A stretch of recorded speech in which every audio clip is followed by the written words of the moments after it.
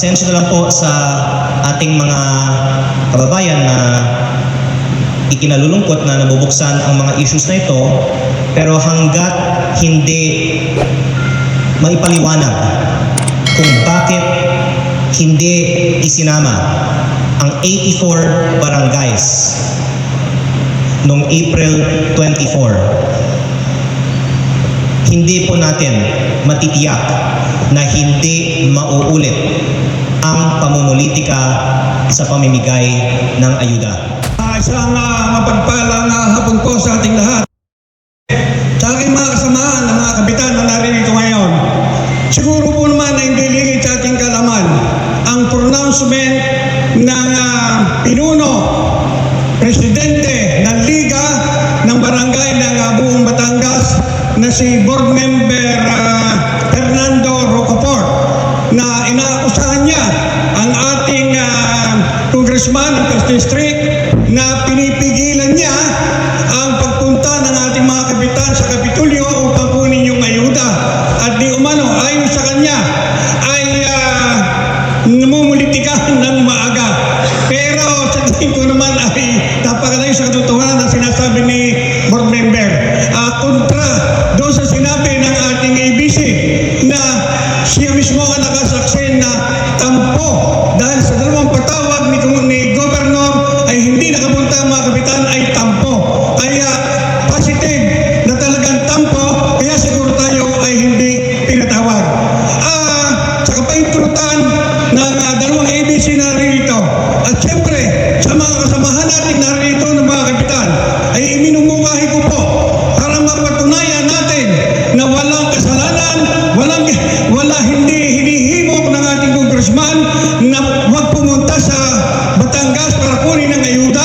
Ay aking pong minumukahi na sana sa pagsangayon ninyong lahat ay maimbita lahat sa Kongreso itong 84 na ABC kasama ng mga kapitan upang patunayan na ang ating congressman ay walang sinasabi na huwag pumunta sa Batangas para wag kunin ang ayuda. So yun lamang po at maraming salamat sa inyo lahat.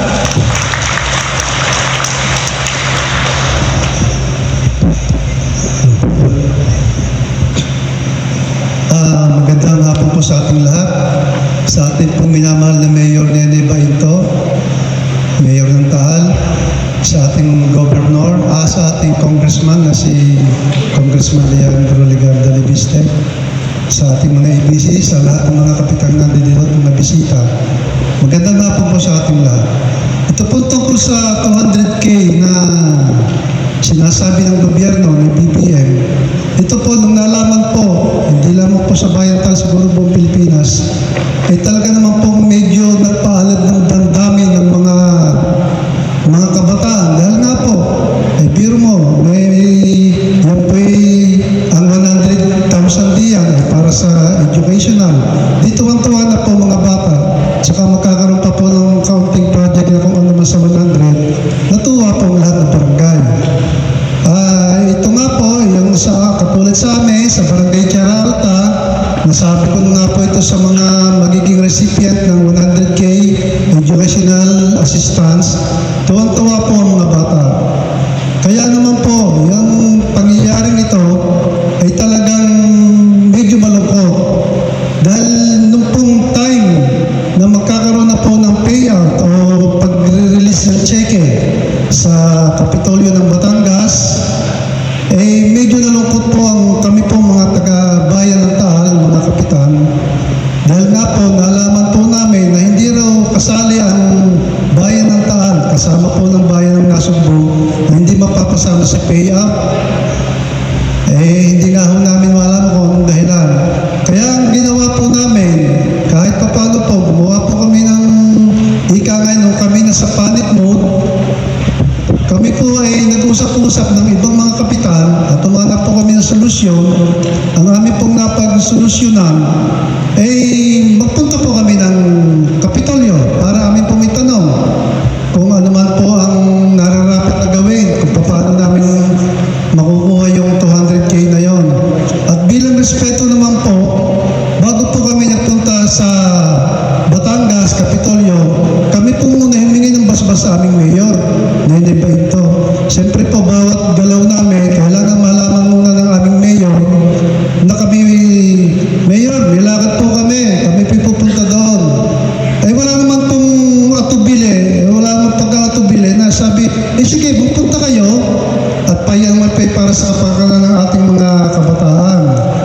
Dahil sabi po, wala naman sinasabi sa amin si Mayor na huwag kayong pumunta.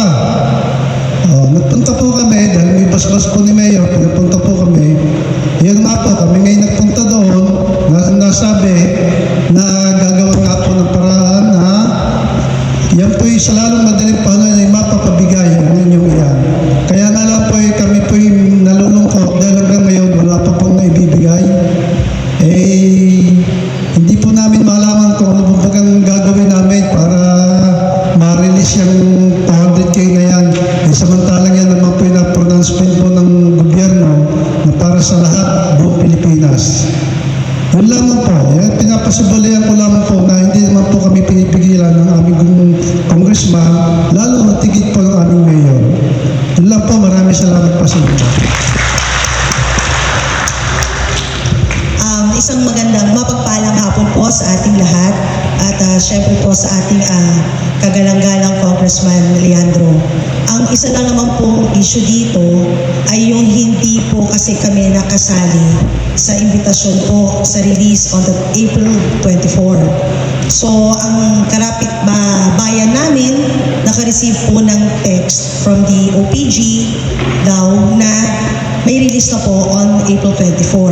So in fairness po sa aming mga kapitan, yan po yung matagal na na-prepare po namin ng aming mga documents. Nakapag-comply po kaming lahat and then we were able to submit. At napakalaki po ng sakripisyo rin dito at hirap ng mga secretaries namin.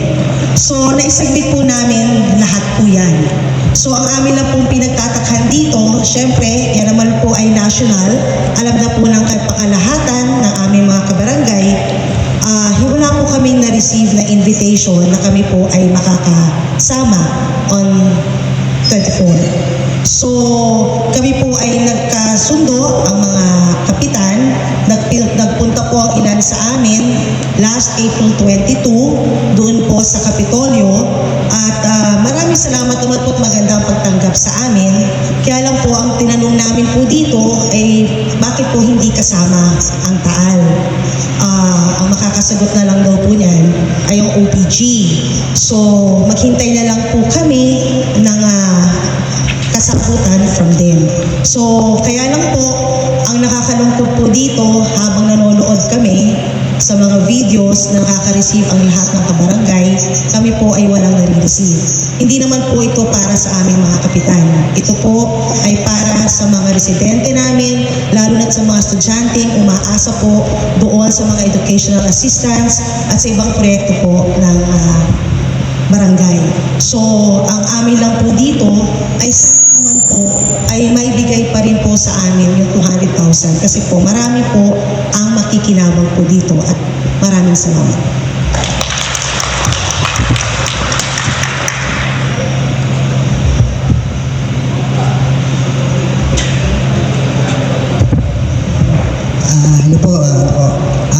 Diyos po, lingid po sa lahat naman ang nangyari sa bansa natin sa Pilipinas. Malinaw naman na talagang ipinababatid ng ating Pangulo na mabibigyan ang lahat ng barangay ng 200 na sinasabi. So hindi naman tayo mga bata pa para tayo ininlangin o yabangin. Tayo po na may nanunungkulan lang para sa ating kanya-kanyang barangay. Kaya ano po ba ang dahilan para tayo paglaruan pa? Mabuti nga lamang na andyan may nagtataguyod sa atin, unang-una ang ating congressman na si Sir Leandro Legarda Libiste. So, kaya sa nakikita natin, huwag naman saan tayong gawin panggagong taga Batangas. Tayo na may bababait na tao, handang makipagtulungan. Alam, masakit sa ating damdamin, tayo nanunungkulan ng totoo. Huwag naman natin tayo pagamit pa. So, salamat sir sa inyong pamumuno at kayo dumating dito sa bayan ng Batangas. Nawa, bigyan pa kayo ng mahaba pa buhay at nang sa ganon, ang bansang Pilipinas ay maging totoo sa takbo ng panahon at maging lingkod bayan ang lahat na maaaring maglingkod dito sa bansang Pilipinas. Maraming salamat po sa ating mga.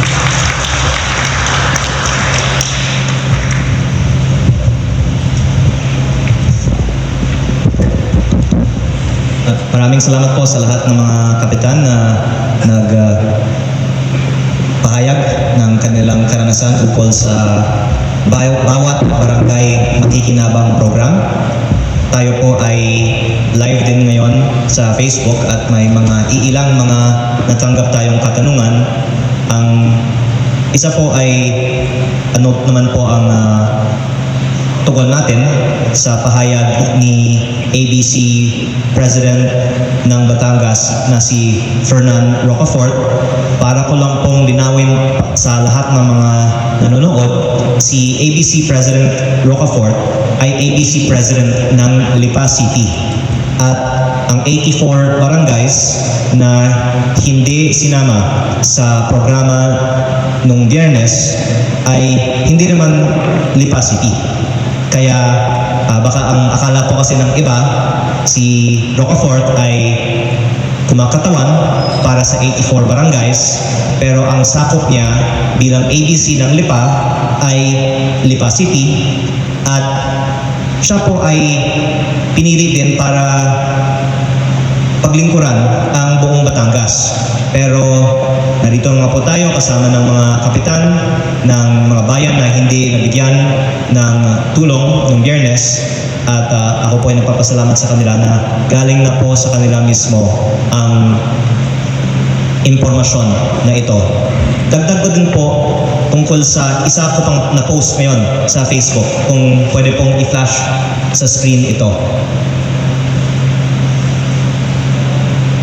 May iba pang bayan sa aking distrito, ang unang distrito ng Batangas, na nakasama naman sa programa nung Friday. At sila po ay kinontak ng Kapitolyo at gumawa po ng bagong group chat ang Kapitolyo para sa kanila. Ang nakalagay po sa kanilang group chat, ang gumawa ay staff ni Governor Vilma, at ito daw po ay para po muna sa 6 na nandito sa GC na to, at nakalagay din po dito, iwasan po ang mag-screenshot. Pero ang lumalabas po dito,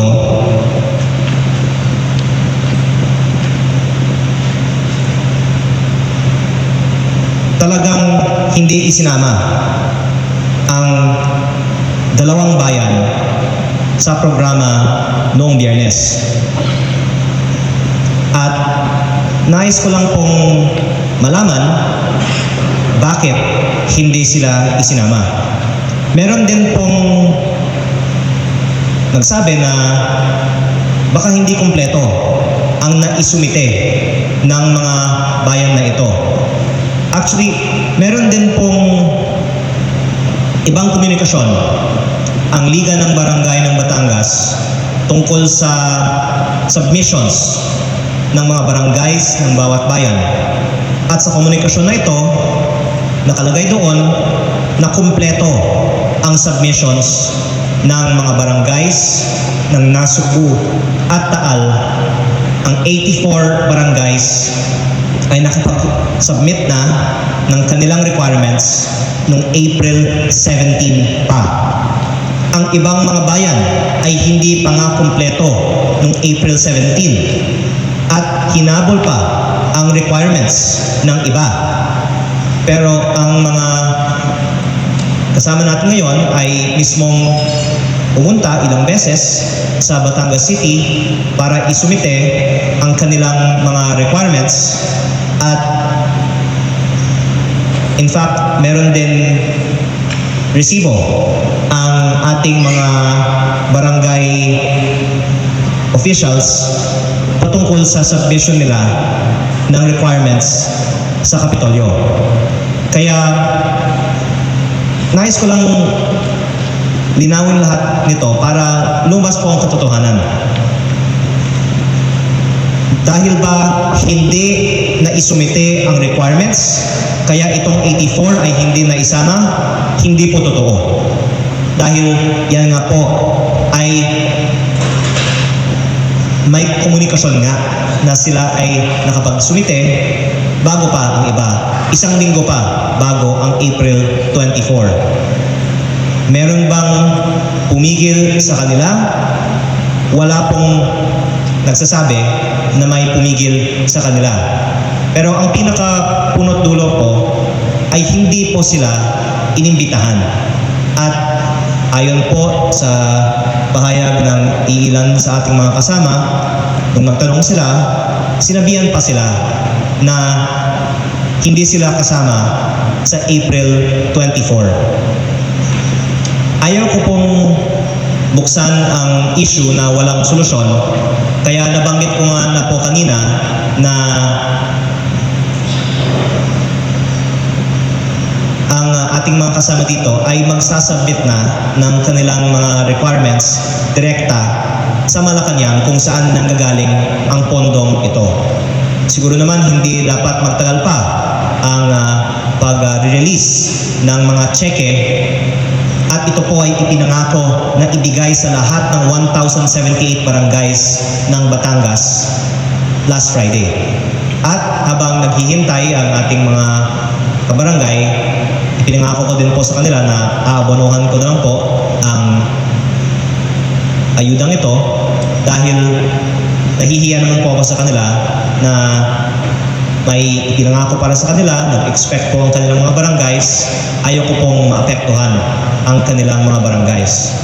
Pero beyond solving the issue for the 84 barangays, sa tingin ko po kailangan solusyonan ang issue na ito para sa kaalaman din ng buong bansa. Kasi ang Batangas ang unang binigyan at dito nagkaroon na ng problema. Paano pa sa ibang mga probinsya?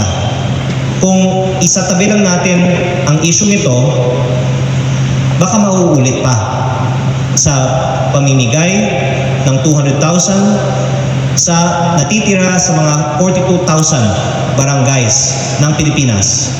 At baka mauulit pa sa pamimigay ng ayuda sa ilalim ng ibang mga programa ng pamahalaang panlalawigan ng Batangas. Ayoko po kasi na ang aking mga kababayan dito ay palagi na lang huli o palagi na lang nakakatanggap ng pinakakonti dahil may di umano'y tampo. Kaya pasensya na lang po sa ating mga kababayan na ikinalulungkot na nabubuksan ang mga issues na ito, pero hanggat hindi maipaliwanag kung bakit hindi isinama ang 84 barangays noong April 24, hindi po natin matitiyak na hindi mauulit ang pamumulitika sa pamimigay ng ayuda. Kaya ako po ay nananawagan sa aking mga kasamahan sa Kongreso, pati na rin ang mataas na kapulungan, na magsagawa ng investigasyon patungkol sa pamimigay ng ayuda na may di umano'y diskriminasyon o korupsyon, na ito po ay nararanasan hindi lamang dito sa Batangas, kung hindi po sa buong bansa. Kaya ako po ay nananawagan, Kongreso, Senado, mag-schedule po sana kayo ng pagdinig patungkol sa diskriminasyon sa pamimigay ng ayuda para matiyak natin na hindi mauulit ang ganitong klaseng diskriminasyon sa pamimigay ng ayuda muli. Maraming salamat po.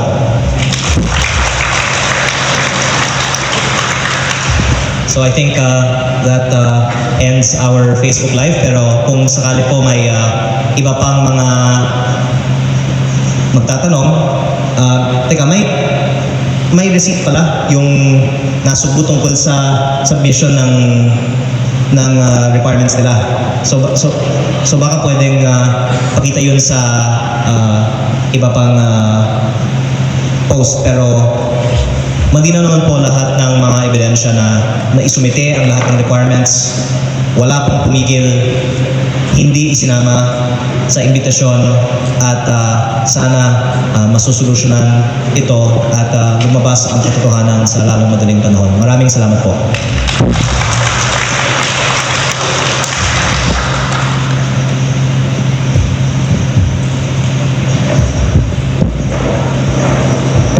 Maraming salamat po. Thank you. Na po tayo sa more than 90,000 subscribers. And of course, marami na rin po ang nagpa-follow ng ating Ka Eric Jeff Celis Facebook account. Although hindi ako maka-go live stream sa Facebook, malamang po ay nai-report na naman ang ating Facebook account, pero makakapag-post pa po ako. And mayroon din tayong programa na maaari ninyong subaybayan, itong ating Bigwas ng Agila. At kasama ko po dyan si Dr. Lorraine Marie Badoy. Sa puntong ito ay bibigyan po natin ng pananaw at pagpapaliwanag itong inilabas na pahayag ni Vice President Sara Duterte hinggil po sa paggamit ng Anti-Money Laundering Council para baluktutin ang proseso ng batas lamang masunod ang kagustuhan ng gobyerno ni Marcos at ang mga maniobra nila Romualdez na itulak ang binaluktot na impeachment attack laban kay Vice President Sara Duterte. Nagpahayag din po ang ating pangalawang Pangulo ng kanyang paglilinaw hinggil sa paulit-ulit na pagkuha sa basurahan ng nabubulok na mga pahayag na paulit-ulit na lang ginagawa ni Trillanes laban sa pamilyang Duterte. 10 years ago, ganyan na po ang kanyang naratibo nung siya noon ay nasa Senado pa. Hindi nagbago, ibinabasura ng mamamayan, ibinabasura mismo ng mga sinasabi niyang source niya, at ngayon inuulit niya at binigyan pa siya ng plataforma ala Viva Max showmanship. Kagaya ng kanyang ginamit sa script nila Madriaga. So may paliwanag po si Vice President Sara Duterte. At una, binanggit po niya na kung nagnanakaw siya at gumagamit ng pondo ng mga mamamayan, pondo ng pamahalaan, bakit pa siya magsasagawa ng bank transactions kung ganun ang gagawin niya, dahil matitrace po ito sa kanya. Tama naman po, no?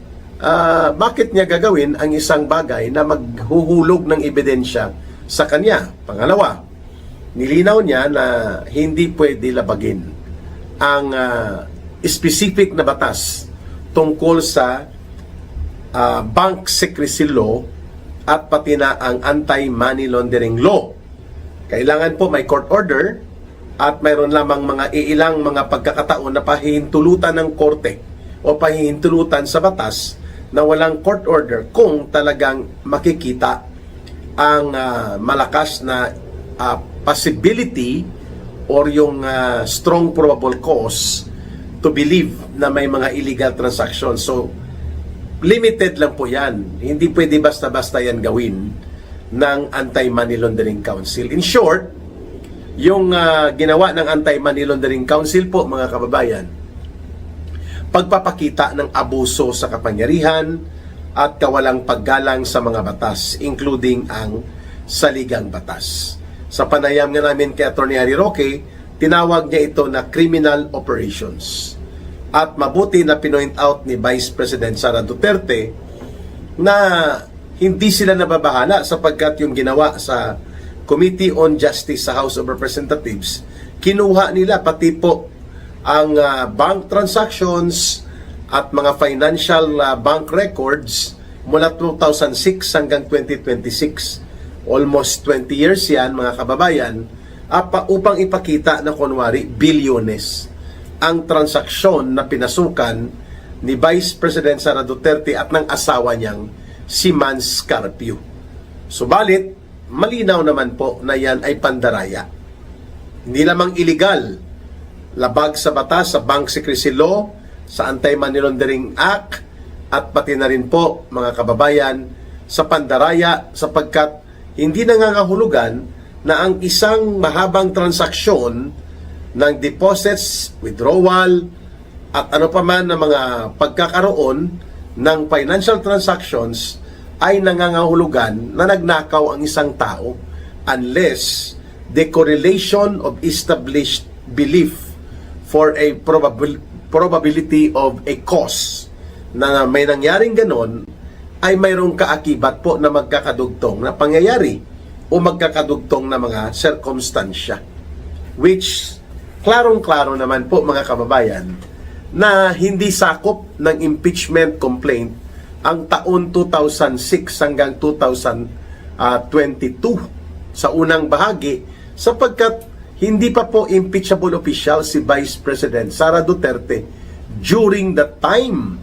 So paano mo gagamitin ang kanyang mga personal na mga kalagayan hinggil sa kanyang mga bank transactions kung hindi yon sakop ng panahon na siya ay nanunungkulan na bilang Vice President? Tama naman ang pagpapahiwanag ni Vice President Sara Duterte, kaya malinaw na pang-aabuso. Malinaw po na ginagamit ang Anti-Money Laundering Council para gumawa ng criminal operations sa binaluktot na impeachment operations na ito. Subalit, may pananagutan sila dyan, kung hindi man sa ngayon, dahil po, alam natin kontrolado pa ni Bongbong Marcos Jr. ang maraming institusyon at instrumentalidad ng gobyerno at ng ating estado. Dahil nananatili po si Bongbong Marcos na siya pa rin po ang Pangulo. Pangatlong punto ni Vice President Sara Duterte, sabi niya, hindi sila nababahala sapagkat ang anumang gimmick at mga palusot at pambabaluktot sa impeachment process na ginagawa sa level ng House of Representatives, hindi po yon makakapag-epekto na matatanggal nila si Vice President Sara Duterte, sapagkat sa Kongreso, ang Senado lamang ang mayroong exclusive authority and duty as defined by the 1987 Constitution na ang pag-prosecute, pag-trial at pagbubuo ng kaso doon kapag naiakyat na from the House of Representatives sa Senado po yan. Being convened o binuo ang kapulungan ng Senado bilang impeachment court. Doon pa lilitisin si Vice President Sara Duterte at malabo na siya po ay matatanggal sapagkat itong mga criminal at baluktot na operations dito sa Committee on Injustice sa House of Representatives, hindi makakatayo po yun pagdating sa impeachment court sa Senado. Itong Madriaga Bicoy Part 2 na mga kalokohan at mga gawa-gawang kwento, hindi makakalusot po yan pagdating sa cross-examination, interpellation, and test of evidence na gagawin po ng legal defense team ni Vice President Sara Duterte sa Senate Impeachment Court. So malinaw na bulagta ito. Ganon din po ang paggamit ni Trillanes ng kanyang sariling kathang isip na mga figures, allegations laban kay Vice President Sara Duterte. Walang saysay po yon sapagkat ang hahatol at magsasagawa ng kanilang pagbibigay ng desisyon kung guilty or hindi or convicted o hindi si Vice President Sara Duterte, sa Senado lang po yan pwedeng mangyari.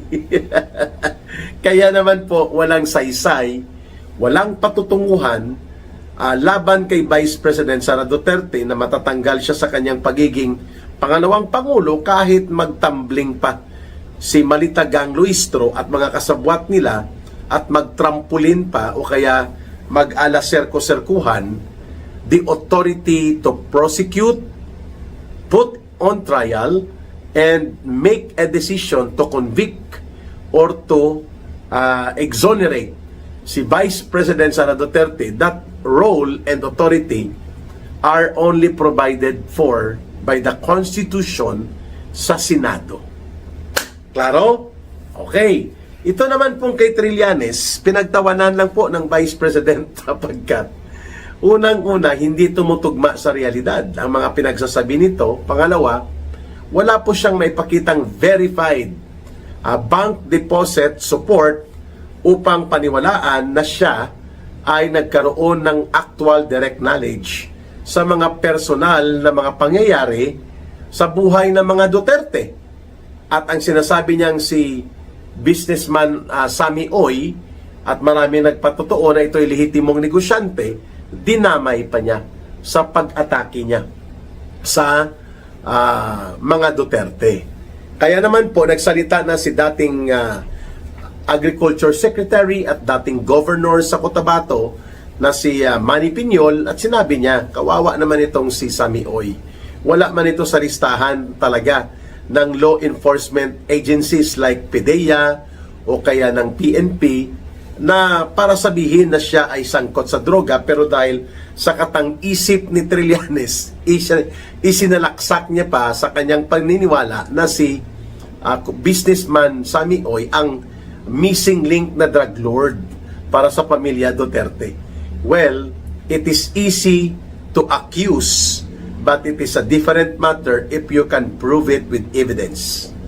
Ayon. So kaya nga tinatawag na lamang ngayon si Trillanes na the big joke Trillanes. Salamat naman po at naging matatag pa rin ang paninindigan ni Vice President Sara Duterte na hindi siya maaapektuhan dito po sa mga maniobrang marurumi upang ipilit na baloktutin ang impeachment operations para lamang maipaakyat ito sa Senado at doon ay sabi ng mga House of Representatives, lagot si Sara Duterte. Ang estimate nga lang magboto dyan, 7 lang eh. Hanggang 8 na senador ang pwedeng hilot-hilotin at kasabwat ng gobyerno ni Marcos. Pero the rest, hindi po makukuha ang 16 senators na magsasagawa ng pagbubutuhan para i-convict si Sara Duterte. Kaya no amount of political circus and dirty political maneuverings na nagaganap po sa malalim at malawak na pagpupropaganda ng mga criminal elements na ginagamit sa House of Representatives, those will not amount to anything at all. Kasi buo pa rin po ang pagtitiwala ng mga mamamayan na si Vice President Sara Duterte po is destined to be the next president. Kaya no amount ng atake ni Trillanes, yung gimmick ni Madriaga at pambabalahura at pambabaluktot sa batas na ginawa ng Anti-Money Laundering Council, hindi po nila mapipigilan na si Sara Duterte po ay mahal pa rin ng taong bayan.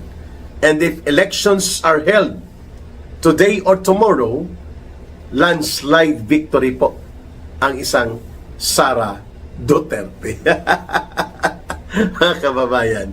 At ang panghuli na punto na binanggit po ni Vice President Sara Duterte na hindi kumo inaakusahan sila ay wala na po siyang karapatan na dumulog upang ipagtanggol ang kanyang sarili at ang kanyang karapatan at ng kanyang pamilya sa korte.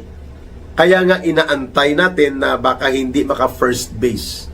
Kahit i-transmit pa ng House of Representatives, malamang sa malamang malabo na makaakyat ito sa Senado na hindi mapupuna at mapapansin ang diskarte na ginagawa na lantaran na nilalabag po ang diwa ng impeachment.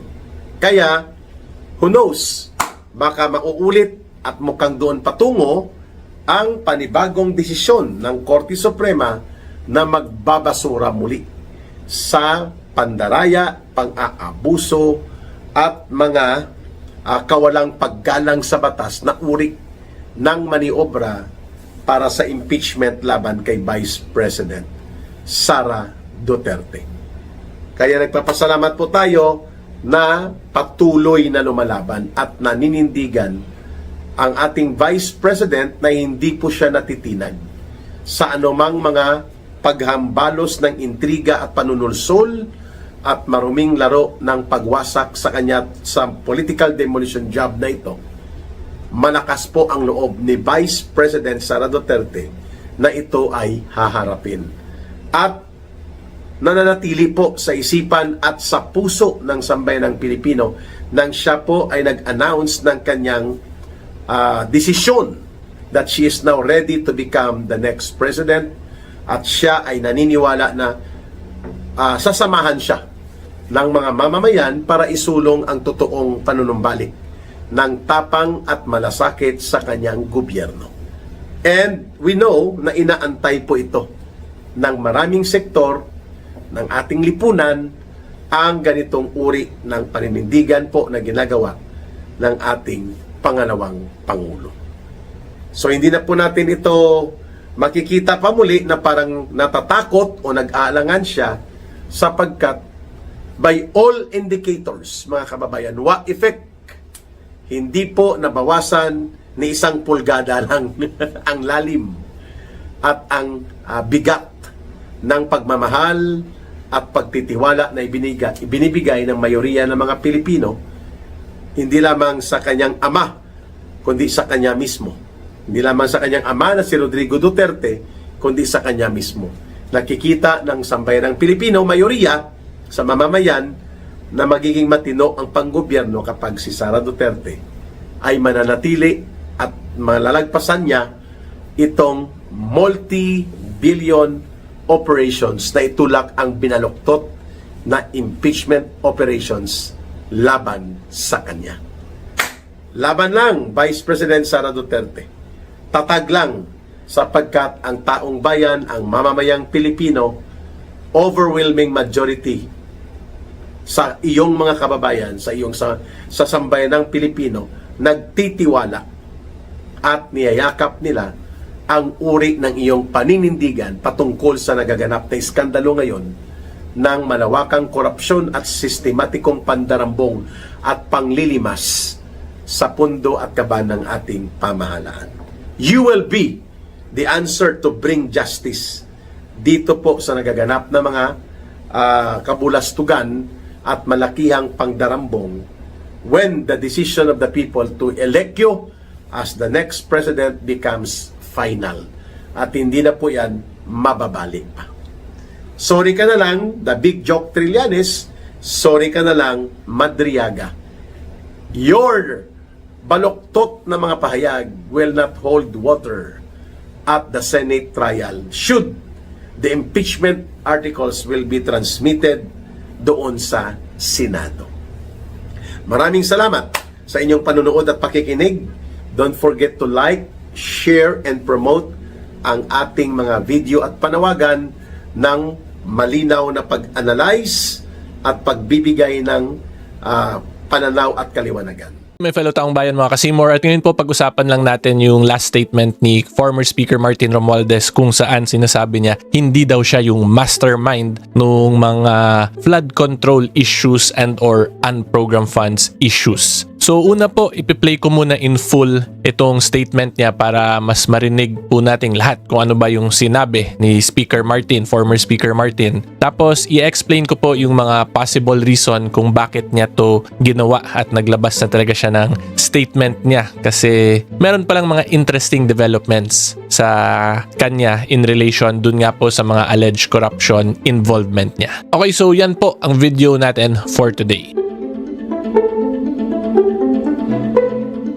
Magandang araw sa inyong lahat. For a long time, I chose to remain silent. I did so out of respect for the legal process. I did so because I did not want to add more noise to an already divisive issue. I did so because I believed that if I cooperated fully, submitted myself to the proper authorities, and answered every question asked of me, the truth would eventually speak for itself. But there comes a point when silence is no longer prudence. My silence has been abused and weaponized to build a narrative that is false, twisted, and unfair. So let me be clear. I will not keep quiet anymore. I will face this head on, and I will speak with facts because the truth deserves to be heard. Today, I'm taking this opportunity to speak directly to the Filipino people. From the start of this controversy, I have been cooperative. I personally appeared before the proper authorities. I voluntarily submitted my affidavit to the ICI. I provided the information and documents asked of me. I did not hide. I did not run. I did not evade scrutiny. I faced it head on within the proper channel because I know there is no evidence that proves I committed plunder, conspiracy to commit plunder, or any similar offense that the Ombudsman may be contemplating against me. And because I have nothing to hide, I am today authorizing the immediate public release of the affidavit I submitted, together with all supporting information so that the Filipino people can judge for themselves who has been transparent and who is simply being politically targeted. Now let us address the most Okay, wait. Comment muna tayo, guys. Kasi yung pinakasinabi dito ni former Speaker Martin is more on parang pinopolitically persecute na siya currently despite daw his participation dun sa ICI proceedings, pag-submit niya ng affidavit, ay yun nga po, pinopolitically persecute siya. So yung una ko pong mako-comment dyan, pansin po ninyo yung Tagalog lang na sinabi niya is yung intro, tapos the rest English na. Pero yun lang yung interesting na una kong napansin. Yung pinaka-first sentence na niya yung Tagalog, then the rest English. Pero going back po dun sa political persecution na dinidiscuss dito ni former speaker, ang masasabi ko lang po talaga dun, it is very interesting to see him saying that yung political persecution kasi yung allegations po 'di ba sa kanya lalo na po ng Duterte group ay siya din yung pasimuno ng political persecution against VP Sara Duterte. Kasi during the existence of the Quadcom in the past Congress, si Speaker Martin po yung speaker nun. So in other words, under po the leadership of Speaker Martin yung Quadcom kung saan doon nag-start nga yung mga investigations against VP Sara Duterte plus yung mga Duterte vloggers din. So yan lang po, this is like a full circle moment kasi yun nga po, political persecution yung tingin ng karamihan na Duterte supporters yung nangyari kay VP. Tapos ngayon yun din yung defense ni former Speaker Martin. Okay, so anyway po, tuloy tayo. Most absurd accusation of all, that I am supposedly the mastermind of this corruption scheme. How can I be the mastermind? I was the former Speaker of the House of Representatives, but the House of Representatives is only one part of the branch of government, the legislature. The national budget is not conceived, executed, implemented, bidded out, supervised, and completed by one congressman or even by Congress alone, and certainly not by the Speaker of the House. I want to make this simple and clear. The national budget does not depend on just one person. The budget does not begin in the House. It begins in the executive. The agencies and departments prepare their proposals. The executive consolidates them into the National Expenditure Program, and that program is then submitted to Congress. From there, the House deliberates, but the House is not one person, and it is certainly not the Speaker alone. It is a collegial body made up of hundreds of members, multiple committees, vice chairs, and institutional processes. In fact, there are around 85 committees, each with its own jurisdiction, leadership, and members. No speaker can personally control every committee, much less direct the actions of other branches or government agencies. And in the Appropriations Committee itself, there are already more than 100 members, with many vice chairs, and Representative Toby Tiangco, who has been very vocal and upfront on this issue over the past months, was himself a vice chair of the Appropriations Committee in the previous Congress. So I have to ask, if there were real concerns about irregularities in the budget process, why were these not formally raised during the deliberations, or even during the plenary? The budget deliberation does not stop in the House. The Senate also conducts its own deliberations, reviews its own version, and plays its own role in shaping the final budget, and it is not a bystander. It is an active constitutional participant in this process. After that, the House and the Senate reconcile their versions in the bicameral conference committee. Only then is the final bill transmitted to the President for approval or veto. So let us be honest about what becomes law. The national budget is not the act of one person or one chamber. It is a product of a constitutional chain involving the executive, the House, and the Senate. This is something I want the public to understand. The budget process is collective, multi-layered, and shared. Accountability must apply to everyone involved, not selectively assigned after the fact, and certainly not when it becomes politically useful. If corruption were to occur in a magnitude made known to us over the past months, then it's clear that the real corruption does not happen at the level of the general legislative approval alone. It happens at the level of execution of the General Appropriations Act. Okay, so comment po muna tayo kasi interesting yung binanggit doon ni former speaker tapos ngayon nagta-transition na siya to the execution phase. Pero balik po muna tayo doon sa preliminary discussion niya regarding the budget making process. Okay, so una, ang masasabi ko lang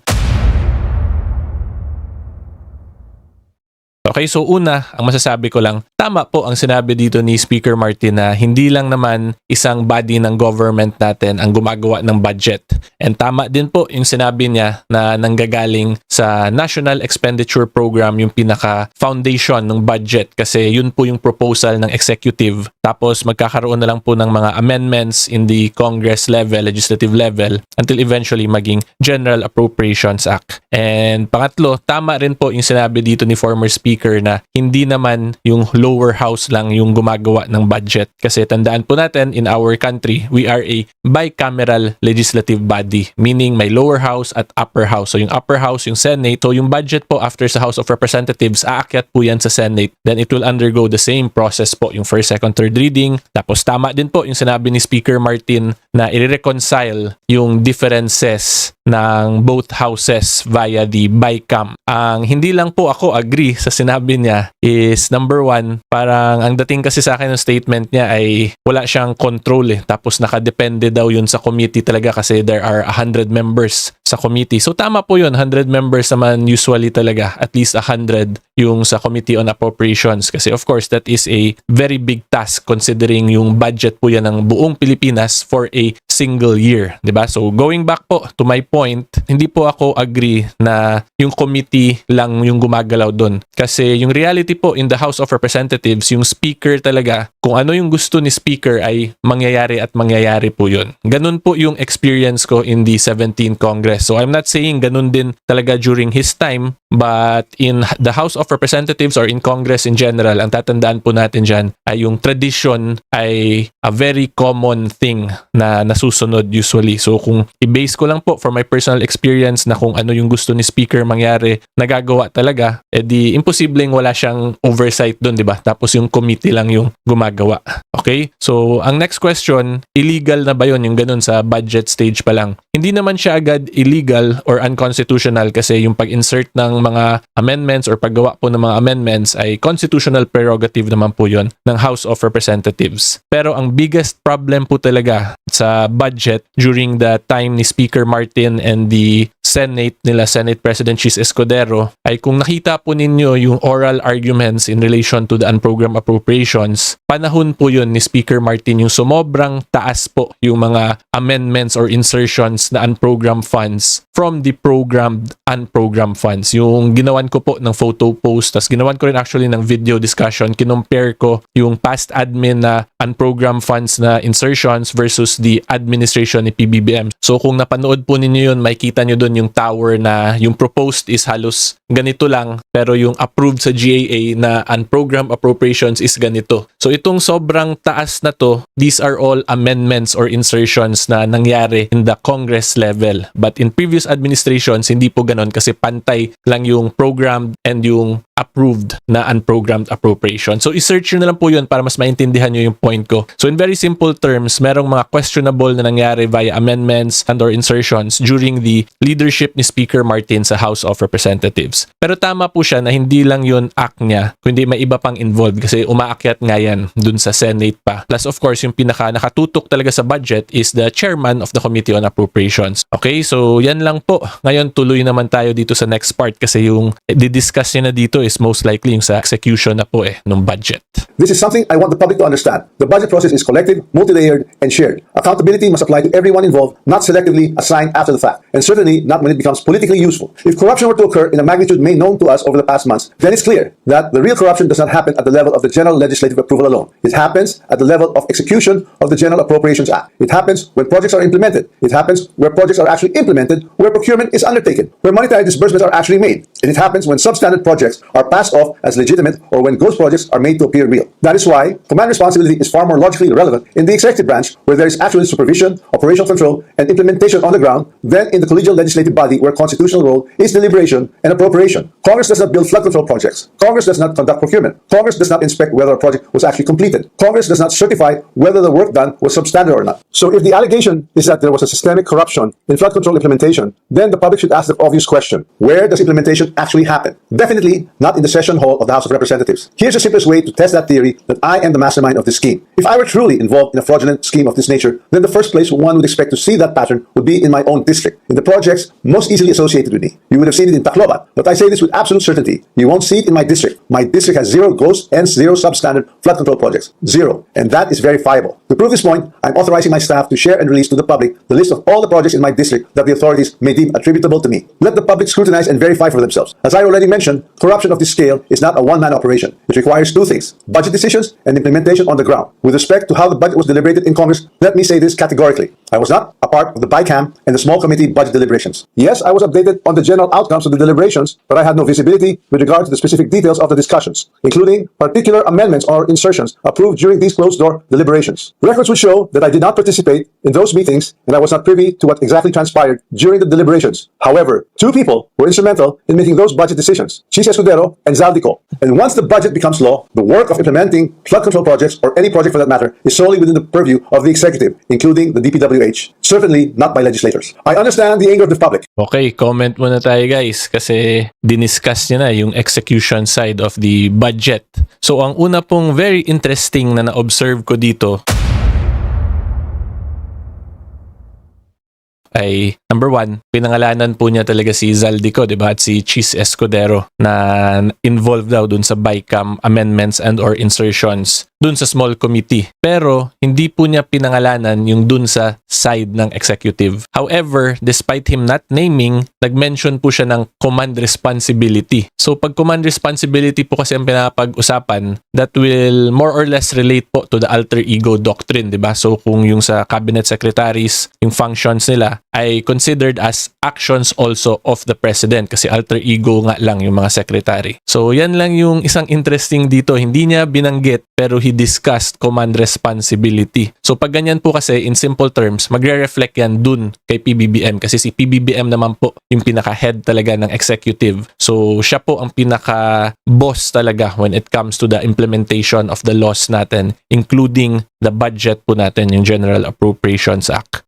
Implementing flood control projects or any project for that matter is solely within the purview of the executive, including the DPWH, certainly not by legislators. I understand the anger of the public. The Filipino people have every right to be angry because stolen public funds are taxes derived from hard-earned money. I'm not asking the public to look away. I'm asking everyone to look where the evidence points, not where it is politically convenient or politically motivated. So I ask the Ombudsman and the public these questions. Who has been named in sworn testimonies and affidavits? Whose name actually appeared in credible accounts made under oath? If there are sworn accounts pointing to other personalities across the chain, whether in budget deliberations or in implementation, then those leads must be pursued with the same seriousness and the same urgency. Accountability cannot be selective. For months, I chose silence because I believe in our legal system and in the rule of law. But my silence is now being exploited with politically engineered and fabricated narratives. What's even more disturbing, and this is something that cannot be ignored, is that there are emerging indications that certain sectors are attempting to weaponize individuals, including Zaldico, to construct a narrative that serves their own interests. So when the legal processes is being used against me as a political demolition job, then I will have no choice but to defend myself. And I will defend myself fully. I will not allow myself to be turned into the scapegoat so that others who are actually accountable can walk away clean. If this is a political play to push me out and close the story, tarnishing my name and my reputation, then I'm telling everyone now, I will not go quietly and I will not go alone. I will not be the fall guy for other people's corruption. I have been in public life long enough, I have seen enough, I have heard enough. I know many things about this current administration and past administrations as well. And I say this carefully. If this matter is to be handled as a legal issue, then let it be handled legally, soberly, and according to evidence. But if certain people insist on waging this in the court of public opinion, then I will have no choice but to defend myself publicly as well. To the Ombudsman, I say this with full respect. If your office truly believes in justice, then follow the sworn statements, follow the records, and follow the evidence all the way. Do not stop where it is politically convenient. Do not settle for the easiest headline. Do not confuse public pressure with prosecutorial duty. What I ask of the office of the Ombudsman is simple. Follow the rule of law and due process. This is a serious matter, and it should be handled with seriousness,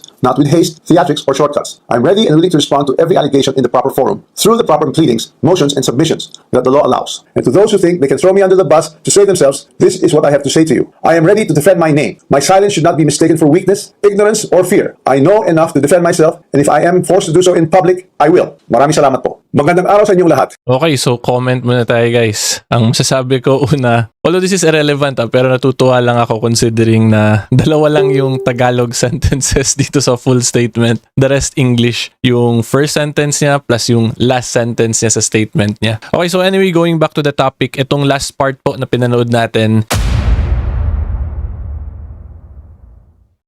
Quick break lang mga kasimor, gusto ko lang po magpasalamat because we have recently crossed 400,000 subscribers sa YouTube. So maraming salamat po sa mga nakasubscribe na. Thank you in advance sa mga magsasubscribe pa lang. At sa mga nanonood po ngayon, hopefully you can consider liking and subscribing this video. So tandaan po ninyo, pag sa YouTube kayo mag-subscribe, 100% free ang YouTube subscription. Okay, ngayon po, tuloy tayo sa discussion. So in summary po, yung pinaka-point ni former Speaker Martin is that, number one, hindi nga lang siya yung pinaka-mastermind nito. Meron pang other people involved, and those people that are involved ay hindi lang from the legislative kundi yung mga nasa executive din daw po kasi in-emphasize niya, di ba, na yung execution ng budget is executive side. He mentioned nga po yung command responsibility, and then aside from that, minimension din niya na madami siyang alam not only in this administration but even in past administration. So in a way, he is implying na may mga involved din na galing sa past administration dito sa nangyayari currently sa mga unprogrammed funds and the flood control issues. Tapos nakailang ulit din po siyang mention dito sa last part na hindi daw siya papayag na gawing scapegoat. So, ibig sabihin po niyan, talagang mukhang na ipit na to si Congressman Romualdez and that he will most likely do everything he can, may it be legally or baka via political statements, na ilaglag niya yung mga alam niyang involved dito sa issue na to. May it be from the current admin or the past admin. Kasi yun nga po, nakailang mention siya dito sa may last part na madami talaga siyang alam. Yun yung pinaka-point niya. Madami daw siyang alam talaga dito. So kung siya yung gagawing scapegoat ay hindi daw siya papayag talaga. So yan lang naman po. Basta in conclusion ay mukhang naipit na talaga si Congressman Romualdez, si former Speaker Romualdez, at ayaw niya na siya lang yung maging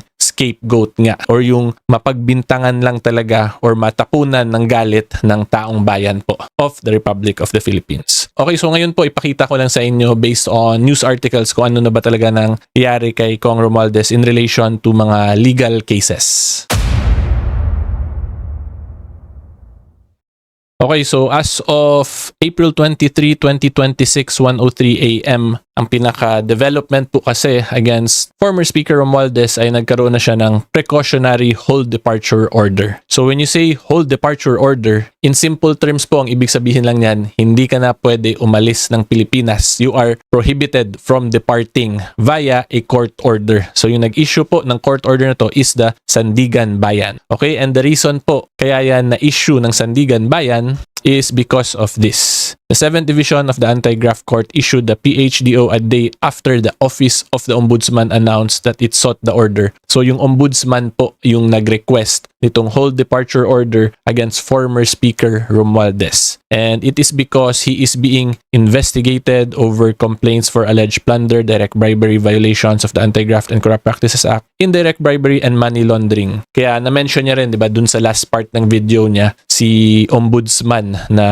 dapat masunod talaga yung due process dito sa mga nangyayaring issues, walang mga abuses na mangyari. So in very simple terms po, may kaso lang na ngayon si Congressman Romualdez sa Ombudsman. Although investigation stage pa lang naman, pero yun nga po, nag-grant na yung hold departure order. Therefore, hindi na po makakaalis si Congressman Romualdez. So most likely po, ang tingin nga ni former Speaker ay mukhang siya na talaga ang gagawing fall guy. Kaya yan, naglabas na siya ng statement nito para hindi lang tayo sa kanya magalit. So abangan po natin yung development nito kasi I'm sure pag mas maipit pa po to si Congressman Romualdez ay mas gagawa pa to siya ng mga statements. Parang yung nangyari kay Zaldico, di ba? A couple of months back, meron siyang mga post din, a series of posts via his social media account. Okay, so yan lang naman po yan. Mukhang magiging interesting na po talaga yung mga next couple of days, weeks, or months in relation to the flood control corruption issue and program funds issue. Kasi one of the alleged masterminds or yung mga tinuturo po talaga na kasama dun sa issue na to ay nagsasalita na. Tapos yung sa statement niya po to, madami siyang mga patama na mga warning po dun sa mga other parties involved and that hindi daw nga po siya papayag na siya lang ang maging fall guy or ang tapunan ng galit ng taong bayan. Okay, so yan lang po ang masasabi ko as to this issue. Hopefully klaro po yan. If you like more legal videos and current events, subscribe lang po kayo sa channel ko. And until next time, see you all po. Bye-bye!